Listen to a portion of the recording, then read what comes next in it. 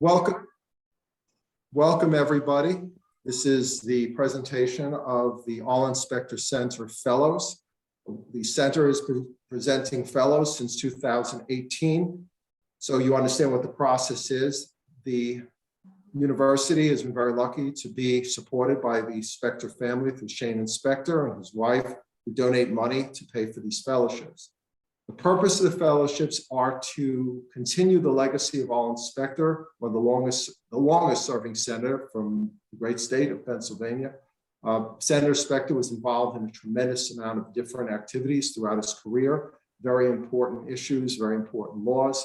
And the point of the fellowships is that we continue to make sure that the country and of course the world understands the great impact that he has had. The process is we advertise every year in different journals and areas for people to submit their presentations to us. Through a very stringent review process, we vote as a committee to decide who gets the award. And this year we were lucky enough to have 3 excellent submissions. So I'm going to introduce the first. The first presentation is by Professor Raju Parakkal. Professor Parakkal is a professor at Thomas Jefferson University. I'll just turn because he's got so many things to read. His research interest is in antitrust law and policy, which includes examination of the challenges posed by big tech, large technology, and internet firms such as Google, Apple, and Facebook, and Amazon regarding market competition, consumer choice, and of course, social welfare. Dr. Parakkal's research here regarding the fellowship focuses on Senator Specter as a member of the Senate Judiciary Subcommittee on Antitrust, Competition, Policy, and Consumer Rights, where he investigated antitrust concerns in the sports industry. Dr. Parakkal's research here will analyze how Specter's findings concerning antitrust can be applied to the current proceedings against big tech. Thank you for coming, Professor Parakkal.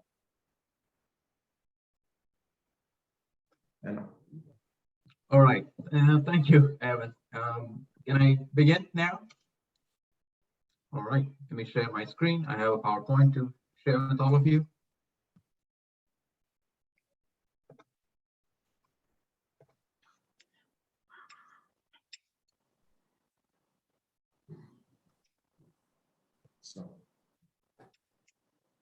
All right, thank you all for coming for today to my presentation, also the presentation of my co-fellows at the Arlen Specter Center. I want to thank the Arlen Specter Center for the fellowship and the opportunity for me to do this research. So my research is titled Antitrust in American Sports Leagues, Lessons for Antitrust Action Against Big Tech. This is a continuing work, and so I'll say it upfront that the lessons are not yet clearly delineated. It'll come up towards the end of the project, which is sometime summer next year. But I'm going to present what I have at the moment, and it'll set up the stage for what will follow in my research. And also I want to mention that even though the title includes American sports leagues, the focus for the most part is on baseball and the Major League Baseball, because that is the oldest American sports league. I'm going to take us through a quick issue background where the focus is on the growth of big tech as it conflicts, or at least allegedly conflicts, with antitrust laws. I'm not assuming that everybody knows about antitrust laws. I'm just taking a slide to explain what antitrust laws are. Antitrust laws are pretty much all over the world, and they mostly address 3 main market competition issues. Basically preventing market entry barriers and trying to make sure that there is no abuse of dominance by firms, or if there is, to penalize firms for that, and also to look at issues concerning mergers and acquisitions among large firms. For example, to prevent the formation of monopolies. The main goals of antitrust laws, pretty much the world over, is to keep markets competitive, business firms more efficient, and ultimately consumer welfare higher, either through better products or through lower prices, or both. In the United States, the main federal antitrust laws are the Sherman Antitrust Act of 1890, which is still in effect, and the Clayton Act and the Federal Trade Commission Acts of 1914. So these are the three main federal ones. And in the US, we also have state level antitrust regimes and laws, but these are the federal ones.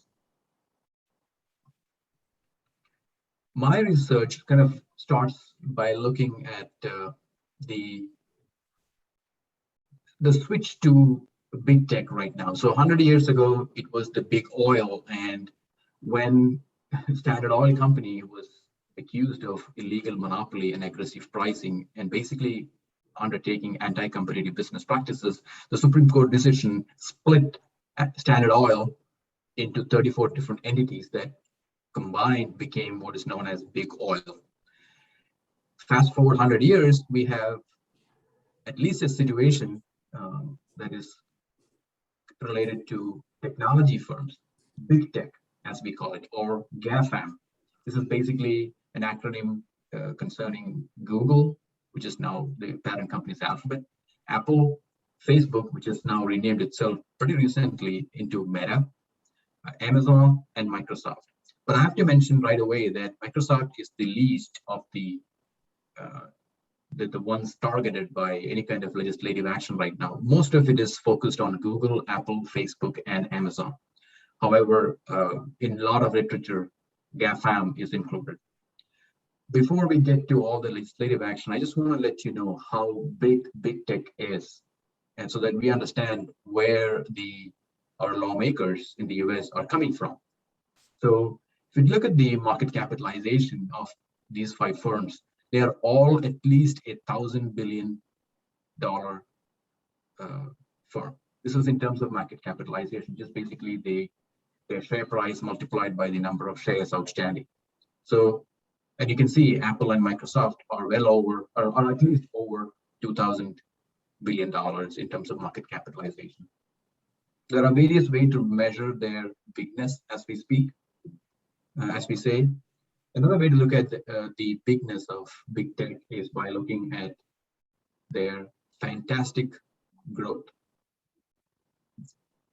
Combined, they had revenues of $107 billion in 2007.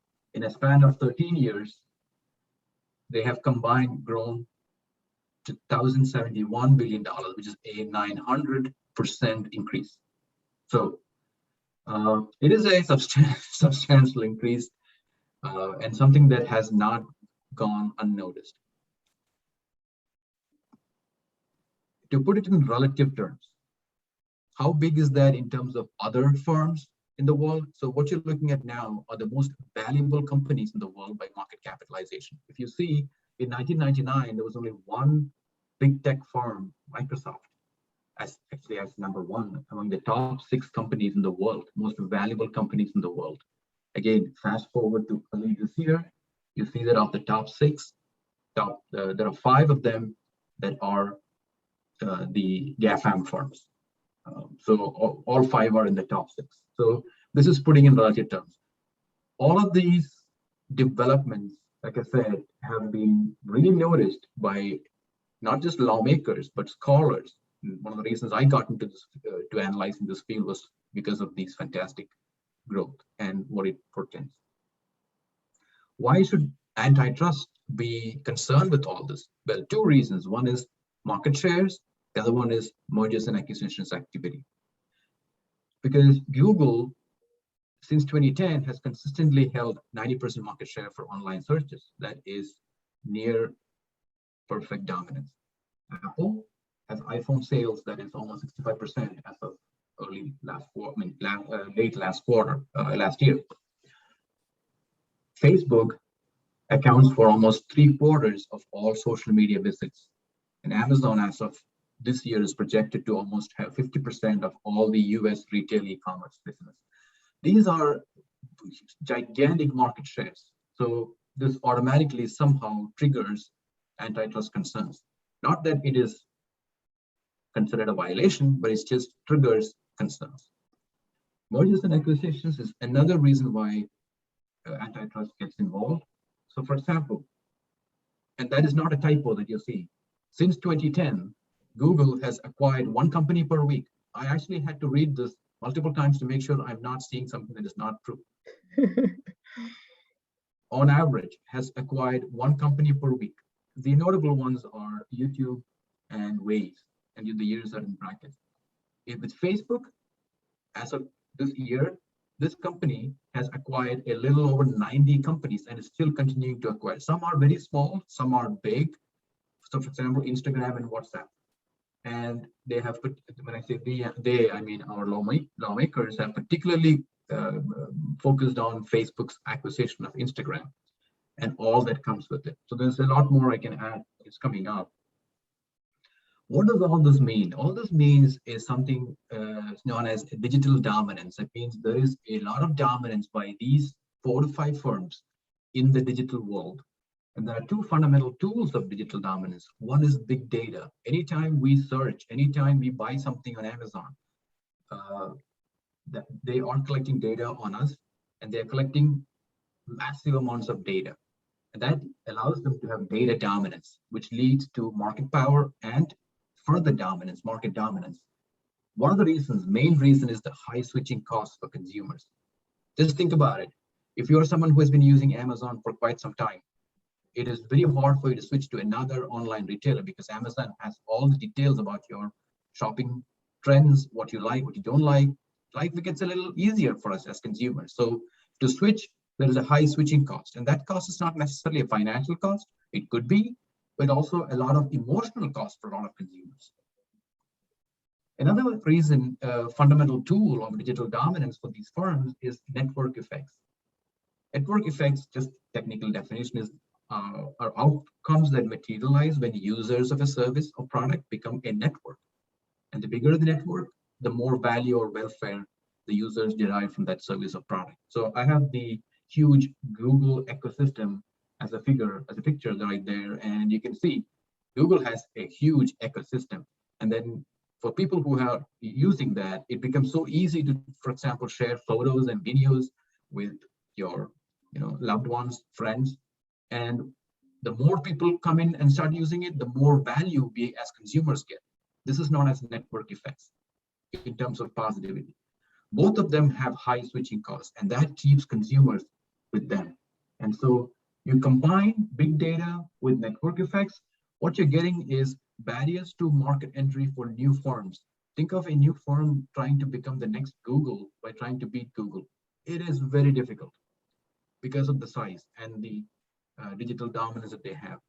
So it leads to fewer competitors, less competition. It leads to higher economics, political and social costs. At least that is the argument as of now. Whether it'll be proved, we'll see. And that's something that we're trying to see where all this goes. The congressional reaction, I have one example by Representative Pramila Jayapal, who is the antitrust vice chair right now. And I've highlighted a few words in her statement. Raju's at home now. Sorry? Excuse me? Karen? No. Can I continue? Yeah. Okay. So Representative Jayapal said, not only is self-regulation by big tech patently ineffective, but also comes at the direct expense of workers, consumers, small businesses, our local communities, and the free press. From Amazon and Facebook to Google and Apple, it is clear that these unregulated tech giants have become too big to care and too powerful to ever put people over profits. By reasserting the power of Congress, our landmark bipartisan bills rein in anti-competitive behavior, prevent monopolistic practices, and restore fairness and competition, while finally leveling the playing field and allowing innovation to thrive. So this is the congressional typical reaction, and I'm giving you one example of it. And all of this led to the House Judiciary Committee's Subcommittee on Antitrust, Commercial, and Administrative Law. It's typically shortened to just Subcommittee, Antitrust Subcommittee. So the Antitrust Subcommittee undertook a 16-month investigation. And as you can see the picture, that is Mark Zuckerberg testifying last year. And there were testimonies by the 4 big tech CEOs. And they came out with a very high-profile, highly critical report in October 2020, titled Investigation into Competition in Digital Markets. Now that led to these 6 bills that the House Judiciary Committee approved over a 19-hour grueling period on June 23rd and 24th of this year. So these are the six bills. There is no guarantee that they will pass the Senate. They might pass the House, but it's not a guarantee. The first two bills might pass the Senate. The remaining four, it's not very likely. I'll answer in the Q&A if you have more questions about these. Here is the latest developments, by which I mean just within the last 1 month. So in the Senate, Senator Amy Klobuchar, who has been quite a critic of big tech, she plans to introduce a bipartisan bill to prevent big tech from favoring their own products. Think Amazon favoring its own products versus those of third-party providers. In the US House of Representatives, the Democrats plan to introduce a bill to remove liability protections for third-party content under Section 230 of the Communications Decency Act for tech platforms. So there are some new things happening. Now, how does all this relate to the US sports leagues and their antitrust exemption? The business of baseball, I don't know how many of you know this, in the United States, baseball enjoys something known as an antitrust exemption. Basically, they cannot be sued for antitrust violations for activities not related to the employment of baseball players. So, but however, there is a collective bargaining agreement between the players and the teams. So what it means is effectively antitrust exemption for Major League Baseball, and by extension for the other leagues like the National Football League and the NBA. This is a huge saga. I don't think I have time to go through all this, but if you're wondering why a particular business entity was extended the antitrust exemption, it goes back all the way, almost 100 years at this point, to this one decision by the Supreme Court, which said that the federal antitrust laws did not apply to baseball because baseball was not a form of interstate commerce. I know it sounds, for people who are into baseball, into antitrust, would find that quite bizarre, but that has stayed. And here is the transition from baseball to big tech, as I'm making it, is a case of congressional inaction. And I just have to quickly read through this. Under federal baseball club, that is the decision, the source of baseball's antitrust immunity had been the Commerce Clause of the Constitution. Congress could not regulate baseball because it was not a form of interstate commerce. Under Toolson, however, the source of baseball's antitrust immunity was Congress. Congress could regulate baseball, but thus far Congress had chosen not to.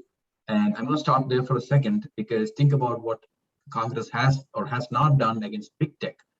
Congress can regulate big tech, but thus far Congress had chosen not to. There is some movement right now. So just to add one more sentence, Federal Baseball Club had rested on the limits of Congress's power, but Toolson rested on the vagaries of Congress's choice. Now, how does all this connect to Senator Specter, the late Senator Specter? Senator Specter was a longtime member of the Senate Subcommittee on Competition Policy, Antitrust, and Consumer Rights. And he was, as Evan said at the beginning, he was the longest serving senator from Pennsylvania.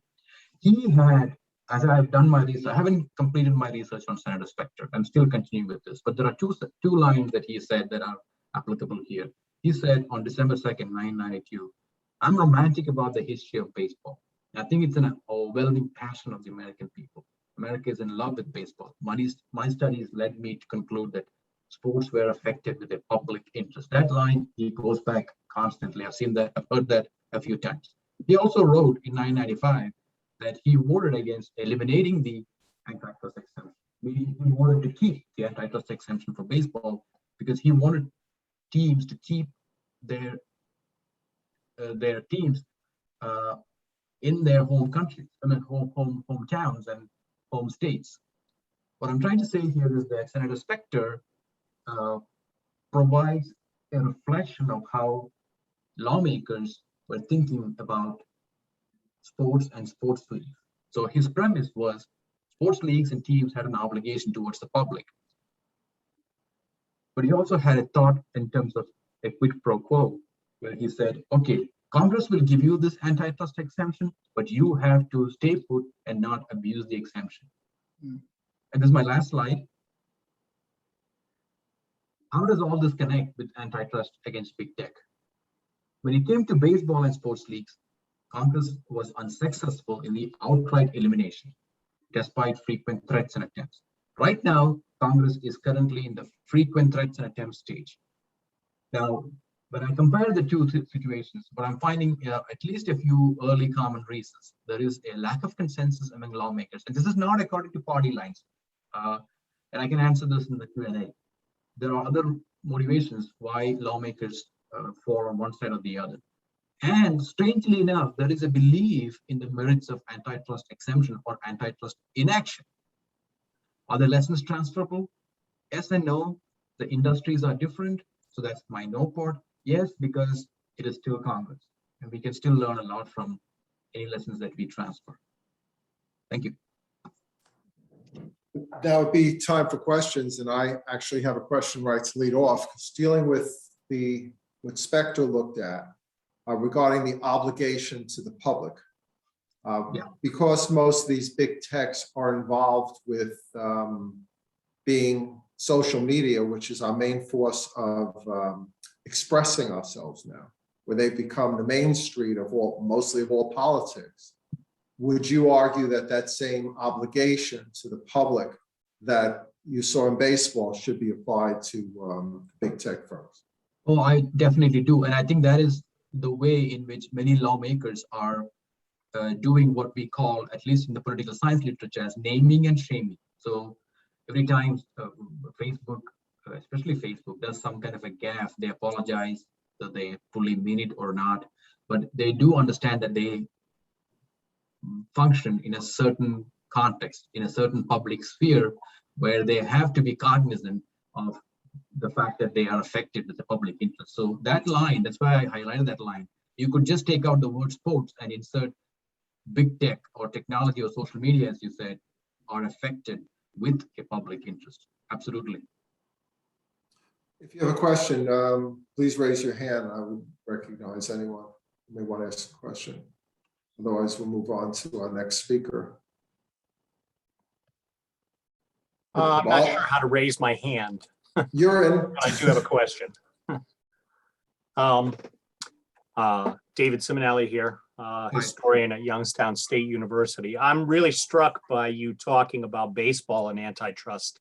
I had a master's student a couple of years ago who did a thesis on the merger of the NFL and the AFL in the 1960s, and antitrust laws were very similar. It was a very similar kind of attitude that Senator Specter had.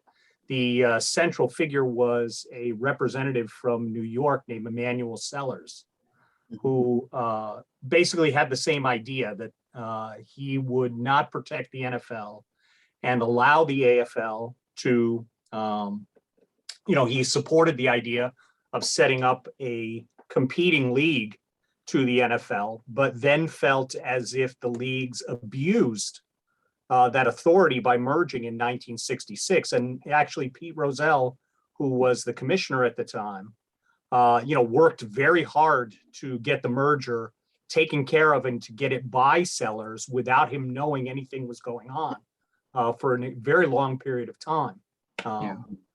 I guess my curiosity question about it is based on that student's research and what you're talking about here. It seems, you said that attention to antitrust exemptions and to, applying antitrust laws basically goes from representative to representative. What do you think it is about each person? I mean, do you think you have found a correlation between people that determines whether or not they think whether they're going to decide that antitrust laws should be applied in this case or not in another? I mean, is it personal experience, something that they see when they're in office? What do you think it is? Yeah, my early research shows tells me that it is based on whom or what they represent. So, for example, when the bills against big tech are discussed, it's most even Democratic legislators from California, for example, actually vote against it, even though these bills are brought forward by their Democratic colleagues, because they are from the state of California, which house a lot of the big tech firms. So Right. those motivations are there. And the same thing you can draw a parallel to Senator Specter, because in more of his speeches, he would say that he has a personal interest in keeping the Pittsburgh Pirates in Pittsburgh, so by extension in Pennsylvania, and not move to another state. So that is a major driving force from what I understand. And also something else which, something else I will wait to say, because that is more of a stronger point about how they are motivated by campaign financing. So I'll just stay away from it, but I didn't give you a hint. Thank you. You're welcome. Okay. Does anyone else have a question they want to raise? Okay, then Professor Parakkal, if you can end your share. Thank you very much. And I'd like to introduce our next fellow. Our next fellow is Gabriel Kelly. He's a Ph.D. candidate in political science at George Washington University. The name of his paper is Crafting U.S. Foreign Policy Towards China Through Congress. Mr. Kelly will examine how Arlen Specter's policy of senatorial international diplomacy practiced through his visits to China and his relationship with the central Chinese representative actually helped define U.S. foreign policy towards the People's Republic of China. Thank you for coming, Mr. Kelly. If you wish to share your screen, it's a good time to begin.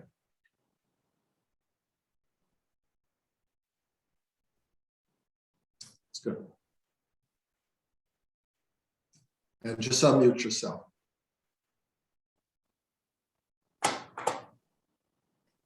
There you go. Thank you so much for having me. Apologies for technical difficulties.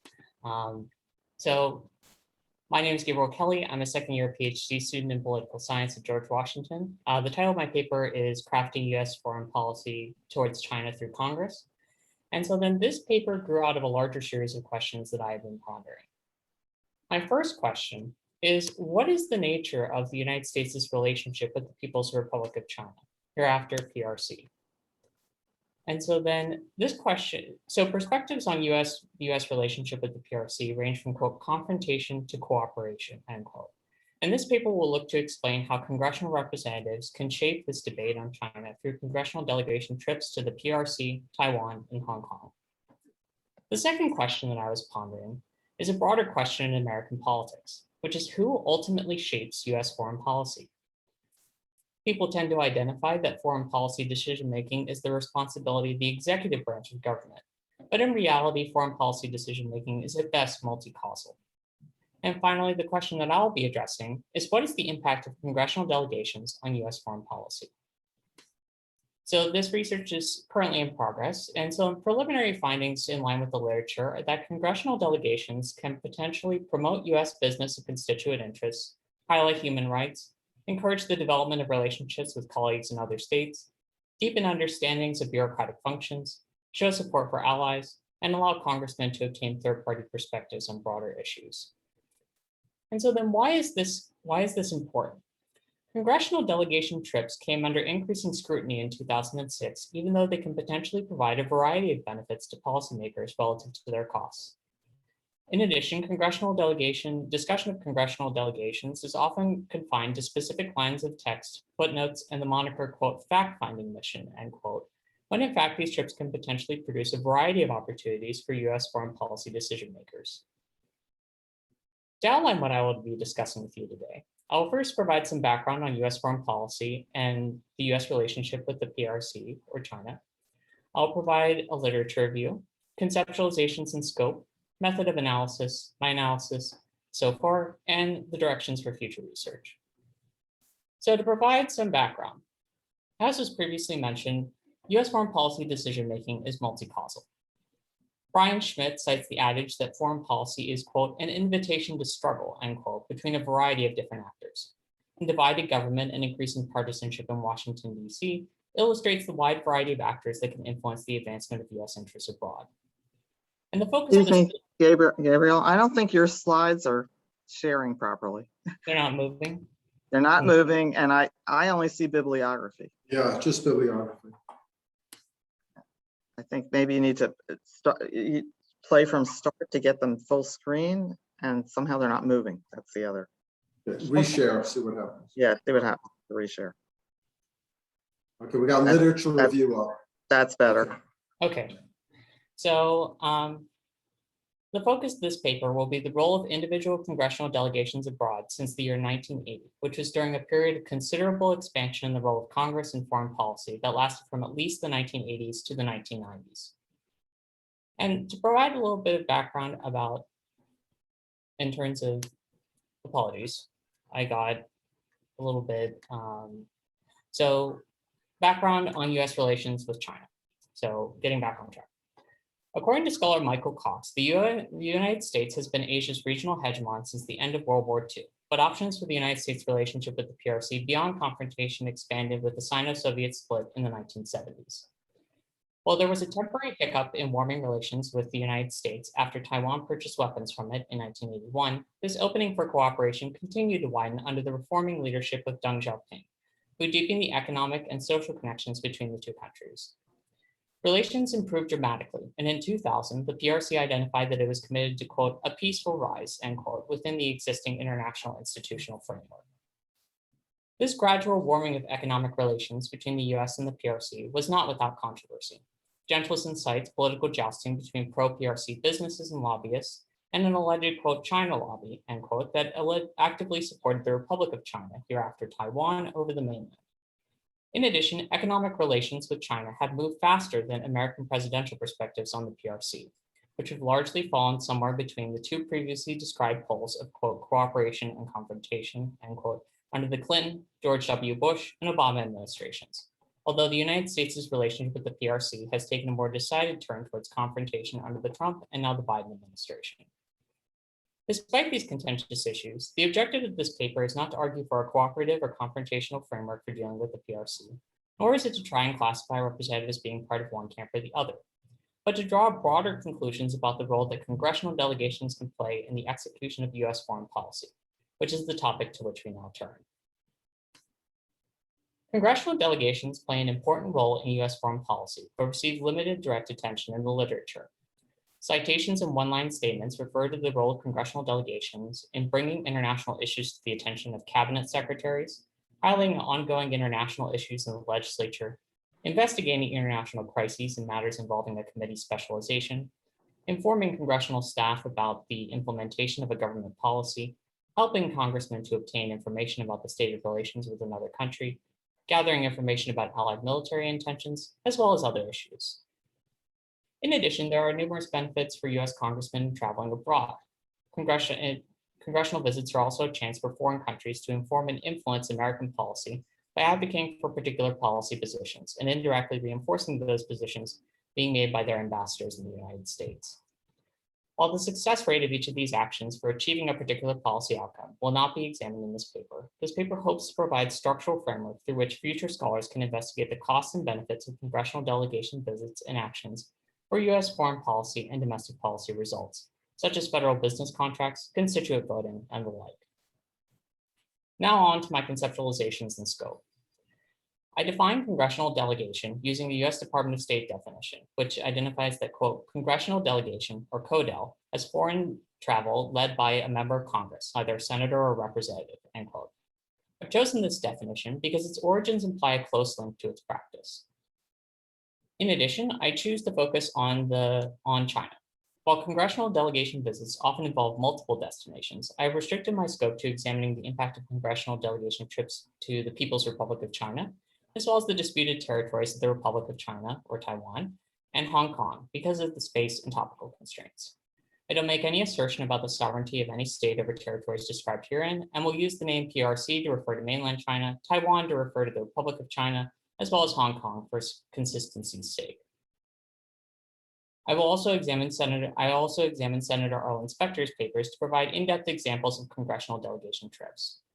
I examined all the trips he took to the PRC, Taiwan, or Hong Kong since 1980, which include trips in 1982, 1984, 1993, 1990.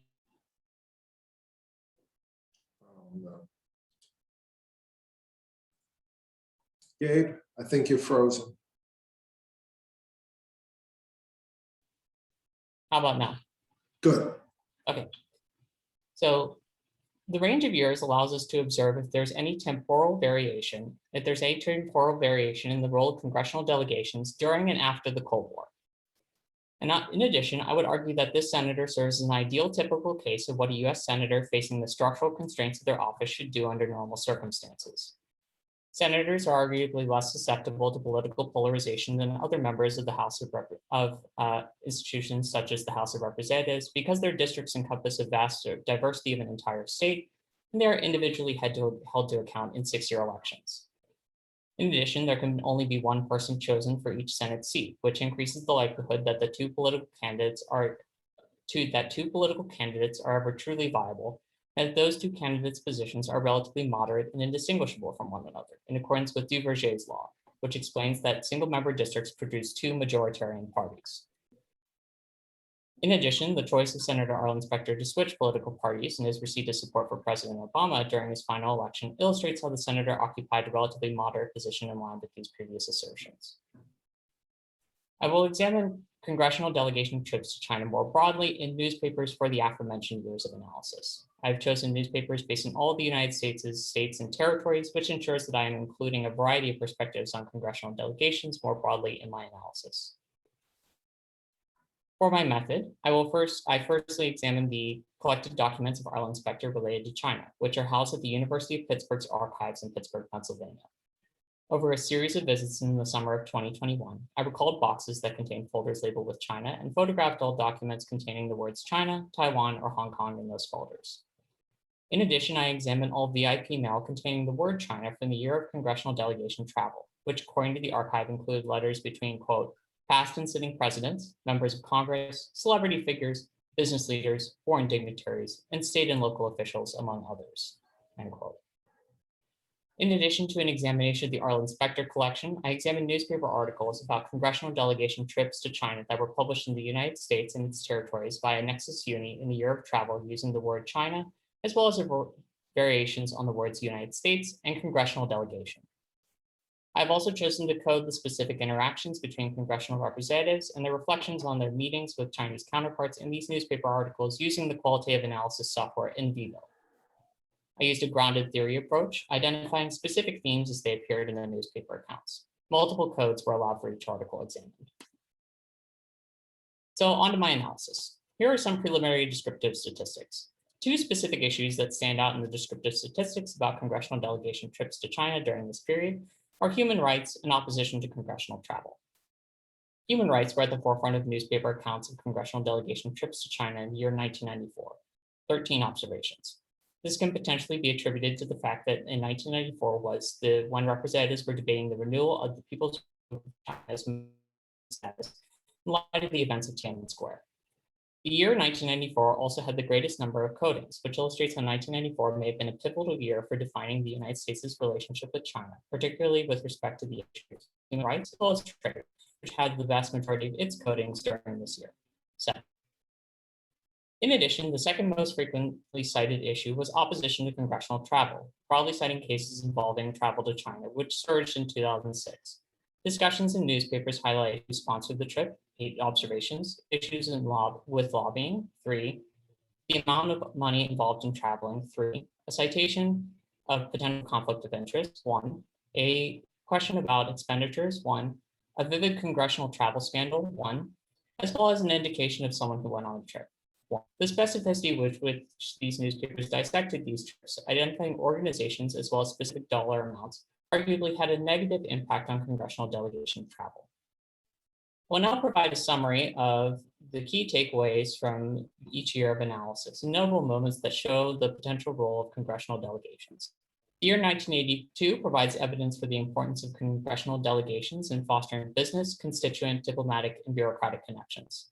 Arlen Specter exchanged business cards in Hong Kong. Senator Specter learned about trade issues from the Hong Kong Commissioner of Industry, stating in a letter to the commissioner that, quote, "I appreciate having the opportunity to tap your expertise on trade relations in general between Hong Kong and the United States," end quote. Whenever we're examining these letters, it's also important to note the inability to determine letter authorship means that we should assume that letters represent the opinions of the congressional office as a whole. Also, a letter from the Hong Kong Republican Committee to Arlen Specter and a letter to the Pennsylvania-based mother of someone Arlen Specter met during the trip demonstrates how congressional delegation trips can also relate to constituent interests. Arlen Specter and maintain connections with constituents. In addition, Arlen Specter's receipt of quote, "a Commander-in-Chief Pacific Fleet orientation briefing classified," end quote, en route to Asia, demonstrates how congressional trips can potentially build connections with bureaucrats in the field. The year 1984 provided a much broader geographic scope, including Taiwan, China, and Hong Kong. And the congressional delegation addressed similar issues of geopolitical and economic concerns. Arlen Specter's office sent a follow-up letter to Secretary of State George Shultz to quickly resolve nuclear negotiations with the PRC so that they could purchase Westinghouse and GE nuclear products. He also advocated for the Department of Defense to assist in the marketing of a specific kind of helicopter made by a Pennsylvania-based Boeing Vertol, which demonstrates how congressional trips can potentially help to push along trade deals, even if they do not always reach the intended outcome of a sale. Moreover, congressional delegations can help to bolster domestic industries abroad through their travels, which can be seen in Senator Specter's office's post-trip template letter advocacy to Taiwanese officials, one of whom he had a state dinner with while in Taiwan, to remove tariff barriers on US-made chocolate for a chocolate industry group with members in Pennsylvania. Similar findings can be found in the remaining years of analysis. In conclusion, preliminary findings indicate that congressional delegations are arguably an important part of US foreign policy and could potentially provide a vast array of benefits to both congressmen and US interests. In line with the literature, congressional delegation travel internationally can promote US business and constituent interests, highlight human rights, encourage the development of relationships with colleagues in other states, deepen understandings of bureaucratic functions, show support for allies, allow congressmen to obtain third-party perspectives on broader issues. Despite the possibility of there being mixed signals from the visit of multiple delegations of different officials, the costs associated with the sending of congressional delegations abroad, and the turn towards a confrontational streak in congressional delegation rhetoric, I would argue that the benefits of congressional travel outweigh the costs and that congressional travel should continue to be promoted as a key dimension of US foreign policy. Future scholars should examine the exact distribution of costs and benefits in terms of contracts and other immaterial benefits using quantitative measures to further clarify causality and the exact accounting of costs and benefits of international congressional delegations. Thank you for your time. Thank you, Mr. Kelly. That was very interesting. And I have a question to lead off. Was Specter's numerous trips something unique to him, or is that something practiced by other senators or congressmen during the period of time you're looking at? It's a common practice. So in terms of congressional representatives will travel if their committee has a specific topic of interest. So for example, other senators traveled with Senator Specter in certain situations. There was a trip, so in one instance, the trip to China was part of a multi-leg trip to discuss energy issues. So another stop on the trip was Indonesia. So to talk about, I believe, natural gas, or what's it called. So there's normally senators, if they have an issue that they're particularly interested in, it's also one newspaper article revealed that if you were on the Senate Foreign Relations Committee, you attempt to build expertise in US foreign policy by basically going on international trips in order to make a run at the presidency. So in terms of basically building up those foreign policy credentials is also a potential motivator for congressional representatives to travel abroad, also advancing potential business contracts, as was demonstrated through the attempted facilitation of the sale of Westinghouse nuclear products. Does anyone else have a question they'd like to raise? Yeah, I have a question if I can. Hey, Gabe, a good presentation. Can I ask you what you think Senator Specter would do or say in the current situation with China and Taiwan right now, what's happening like right now, all the tension? I think, I don't know. So in terms of basically or what's it called? I kind of, in terms of my kind of focus for this research is the potential impact that congressional delegations can have. I think that there was so in terms of Senator Specter advocated through Temple University. So Temple University had a affiliation with Tsinghua University and the PRC in order to resolve an issue of detainment of people. So in terms of basically implementing rule of law in order to prevent detainment. So unlawful detainment, people are used as bargaining chips in diplomatic negotiations.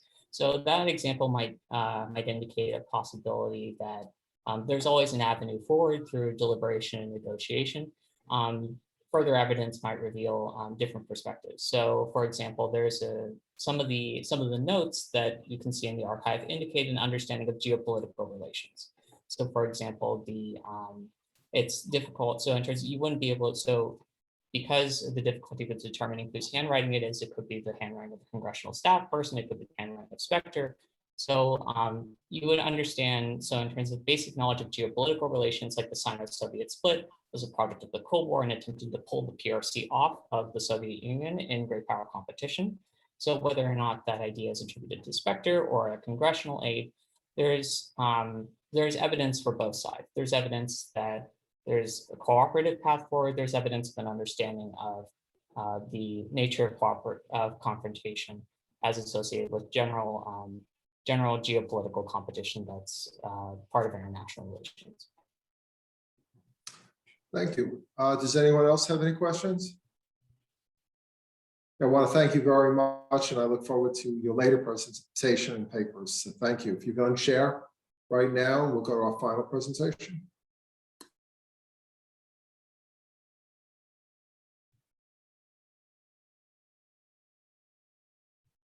I think you're stuck.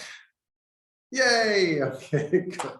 Technology works. It's always so much fun, right? Okay, I'd like to introduce finally our last fellow. Our last fellow is Mitchell Topf. He's a master's candidate at Youngstown State University in Youngstown, Ohio.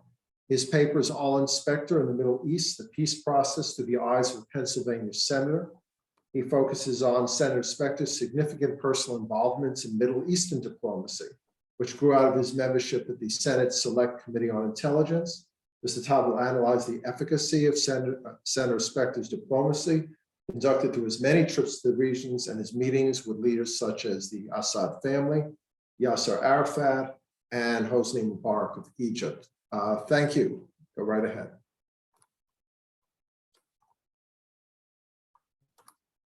All right, everybody see my screen okay? Yeah, you're good. All right, so I just want to say thank you, first off, to the Specter Center for the fellowship. It's been a great experience so far with the archives, and it's given me good direction for what will eventually serve as my master's thesis as well. So without further ado, I'll just jump right in. So as we've kind of said, Arlen Specter, as the longest serving senator from Pennsylvania, had an illustrious career. He's involved in a number of very important events, making him really an important senator to analyze, to understand. Contrary to one of his predecessors as a Pennsylvania senator, James Buchanan, who was really not active as a senator or governmental employee, Specter really got in the mud of things, got into the thick of it. Just to name a few quick things that he was involved in, there's the Warren Commission, which investigated JFK's assassination, the Iran-Contra scandal in the 80s, President Clinton's impeachment, and various confirmation hearings for a number of Supreme Court justices. And then also, he's involved in a number of controversial legislative issues such as abortion, LGBT rights, criminal justice, and stem cell research. So out of all this, there's a lot to pick from to focus on with Specter. I chose to focus on Specter's work in foreign policy, specifically in the Middle East, between Israel, Palestine, and Syria. So before I can get into some of this stuff, hold on, let me present my slides. I have to do that.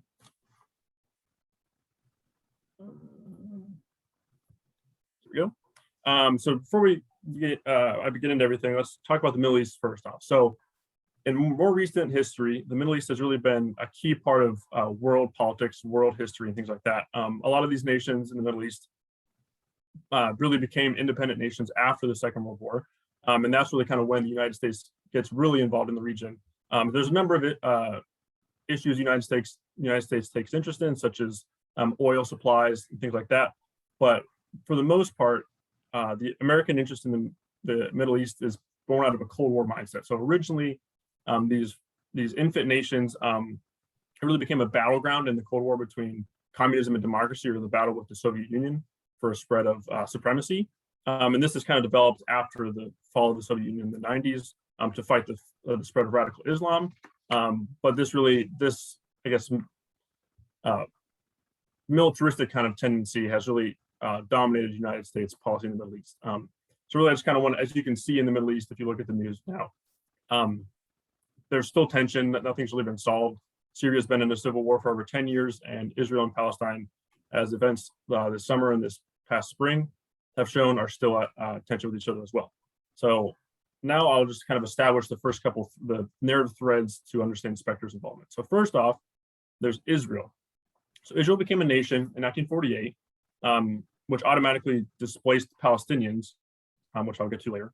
So when Israel became a state, they became the only non-Arab state in the region, making them different from all of their neighbors. So as a result, an Arab-Israeli war really has occurred every decade from 1948 until the 1980s. So there was one in 1948, 1956, 1967, 1973, and then 1982 was the last one. That was an Arab-Israeli war. And really the key war here to understand my project is the 1967 war. In Israel, this is called the Six-Day War. And as you may, as you can get from the title, Israel successfully defeated its enemies in just 6 days. And they tripled their size, and they captured 3 notable territories, the Golan Heights, which had previously been controlled by Syria, and then the West Bank and the Gaza Strip, which had previously been controlled by Egypt and Jordan. The West Bank and the Gaza Strip are important to understand because that is where a lot of Palestinians moved after 1948, when Israel became a nation. So after 1967, these 2 territories become known as the occupied territories, and they are still the point of contention between Israel and Syria, or Israel and Palestine today. And then really this 1967 war is crucial too with the United States because it establishes Israel as a strong ally in the region. Keeping in mind this Cold War mindset, Israel showed that they could hold their own against their Arab enemies. And so this really begins a partnership between the US and Israel that lasts to this day. And it's really cemented in the 80s as well with the Reagan administration designating Israel a major non-NATO ally. There's missile programs that are cooperative programs that go on still to this day. So this war was key. So then on the flip side of Israel is Palestine. So to this day, Palestine does not have its own physical nation or really governmental structure or anything to call their own. So really they are this other population to Israel. And as I mentioned, since 1967, they have been occupied or under the rule of Israel. And so a little bit after, a couple years before 67, what I will call, for the sake of clarity, the representative voice of Palestinians, the Palestinian Liberation Organization, was founded in 1964. And the PLO is led for many years by a man named Yasser Arafat. And here you see Specter on the right with Arafat on the left.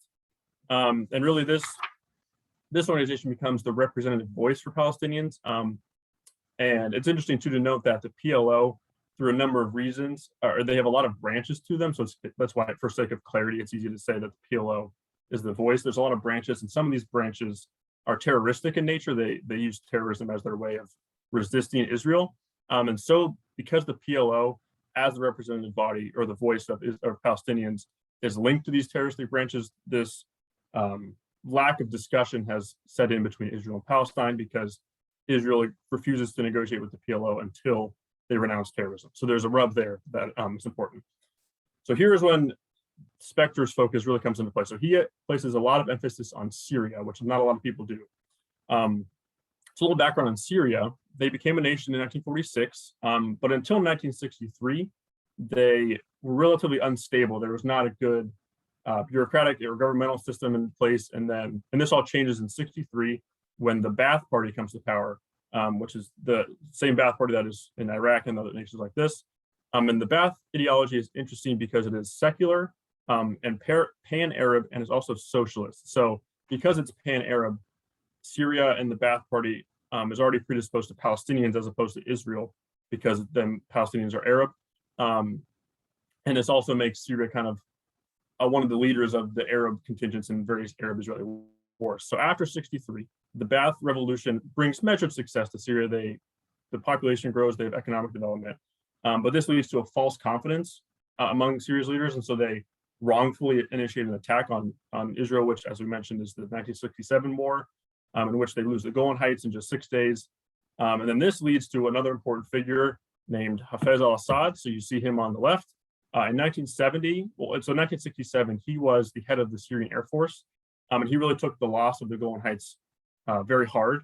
And so in 1970, he was unhappy with the Ba'ath leaders in Syria, and he leads a bloodless coup. He establishes himself first as the prime minister, then the president of Syria in 1971, where he served until 2000 when he died, and his son Bashar, who you see on the right, became president and is still president today. He recently was elected with 99% of the vote. So then really the question becomes, where does Specter fit into all this? So as we mentioned, Specter was he became senator. He was elected in 1980, came into office in 1981. And so at that point, these three nations and all these relationships had already coalesced and existed. So Israel had been dominant over Palestine for over 14 years. And Assad had been president of Syria for over 10. And then Syria had supported the PLO, and Israel and Palestine had not been getting along. So these things started to come, had already been into play and already been established as, I guess, for lack of a better word, the status quo in the region. And then also, interestingly enough, Specter was Jewish himself, which Israel is a Jewish state. So not saying that that predisposes him to any sort of opinion on the Middle East or any sort of interest, but the fact that he was so involved in this region and was Jewish as well makes it interesting. And so kind of similar to what Gabriel was talking about, what enabled Specter to work and meet with these individuals was his committee assignments in the Senate, specifically the Select Committee on Intelligence and the Appropriations Committee's Subcommittee on Foreign Operations. So he traveled to the Middle East on a number of occasions in these congressional delegation trips and other trips. He met with many interesting leaders such as Assad, Arafat, Muammar Gaddafi of Libya, Hosni Mubarak of Egypt, and various Israeli prime ministers. So really the focus of my research in the archive has been on his meetings, specifically with Assad, Arafat, and various Israeli leaders. So, and in that research, obviously it's not finished yet, like Raju had said, and there's still some conclusions that have to get ironed out. What I've kind of seen is that Specter differs from traditional American policy in the region. So more or less, the United States has supported Israel's desire to not negotiate with the PLO. One example of this is the Camp David Accords, which were signed in 1978. They have been hailed as a hallmark in Middle Eastern peace, and yet they were only signed between Israel and Egypt. So I just asked the question, how can something be reflective of Middle Eastern peace and only involve two nations? Now, I'm not saying that Specter's work with Israel, Palestine, and Syria is going to solve or would have solved Middle Eastern peace. He was really trying to focus on Israeli-Palestinian peace. And really, his focus on Syria is unique. So in 1991 interview with the magazine Israeli Democracy, Specter said, quote, "It has been my view ever since the Camp David Accord that if we could find a security arrangement between Syria and Israel, the Palestinian problem would fall into place." Now, I think that's a little naive to say it would just fall into place, but this highlights really his focus on Syria that really I've never seen anywhere else in scholarship or work or anything like this. And it's also interesting to note, and as many people may know, Gaddafi was not really a friend of the United States. Assad has never been a friend of the United States. Syria, in fact, has been on the state sponsor of terrorism list since 1979, just before Assad became senator. And then various branches of the PLO have been on the list of foreign terrorist organizations in the United States. So he's not working with friends of the United States. He is really putting himself out there and really working with people that aren't normally included in Middle Eastern diplomacy. So just some kind of conclusions and sticky points. Peace is yet to be achieved in the Middle East, as I kind of mentioned, and I don't attempt to solve that, provide problems or provide answers to this. I really am just trying to focus on Specter's perspective, understanding the process of peace between Israel and Palestine and Syria through Specter's career. He really had a unique opportunity and a unique career meeting with these individuals and establishing relations that you wouldn't be able to get anywhere else. So my access in the archives has really provided a good focus. So really, Specter's main focus was between Israel and Palestine. He wanted to solve that problem. And while some people see Israel like just as this problem as Israel versus Palestine, Specter understood Syria's link to the PLO specifically, and its terroristic branches. So a lot of the PLO moved to Lebanon, which Syria has a great influence in. So really, Specter, I think, showed a more nuanced understanding of the region and the factors at play than many other people have. He established, like I said, he established relationships with many controversial figures. One thing, just to end on a fun note, I found this crazy handwritten Valentine from President Hafez al-Assad that was written in 1993 to Arlen Specter. If you guys can't read it on the screen, I can read it at the end, but it's just crazy to think that Senator from Pennsylvania had this close of a relationship with the leader of Syria, who was not friendly to the United States. So thank you, everybody. Thanks for coming to this Zoom call. I know me and my co-fellows all appreciate your support. So thank you. Mitch, I love that you ended with that because it really goes into something I've written about, and I wanted your opinion of whether or not how you're going to handle it. There are some people who will say it, Specter would definitely say it, that you have to talk to everyone, friends and enemies. And through that, there's a chance of having settlement or gaining some understanding, at least of the other side. If you demonize the other side completely, that shuts off negotiations forever. And I know that was what he believed. On the other hand, there are people who say, speaking to people like these, this kind of rogues gallery that you showed, gives them a stage and gives them some sort of legitimacy. So how do you handle the discussion through those two angles? That's an interesting question. He would, like you said, he definitely valued talking to everybody, as like you said in my presentation kind of shows, but he also is interested in the fact that it seems, at least in my research, he wants to be the one to do it. So there was an instance I found in the archive.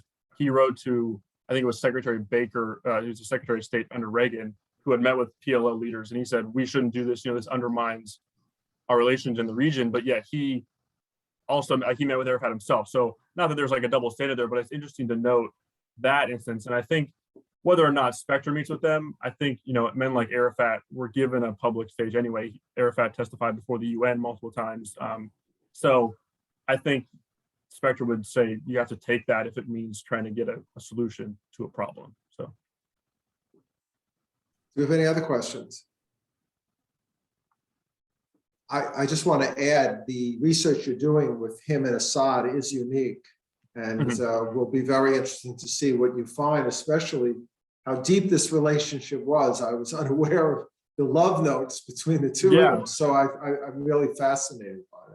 Yeah, so this love note, this Valentine was probably the highlight of my research. It's just some trivial thing, but it shows the relationship, and it shows just like the crazy relationship, like I said. So this was probably my best find for sure. Where'd you find it?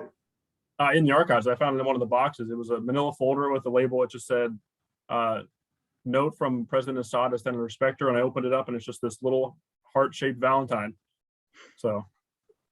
And just because I see Ed Galloway from the University of Pittsburgh's on, a little shout out to the archives. Jefferson has a relationship with University of Pittsburgh because of the depth of amazing amount of paperwork that he had, and they've done an incredible job with some no idea incredible job. Yeah, no idea this was in there either. So this is great. We're gonna have to pull this out and frame this or something. But I know just when a quick word from Pitt. I really enjoyed all of these presentations. I'm glad we can support this effort as well. We love having the scholars here in the archive. I hope you enjoyed your visit, and I know you were in good hands with David Grinnell, my colleague, who's also on this call. So we look forward to what else you will do with this material and the new scholars to come. And there are wonderful things in there. I found this from a congressman, a death threat based upon the Bork hearings. You can find all kinds of wonderful things in the archive. So just a little plug there for you, Ed. There's great treasures to be waiting for you.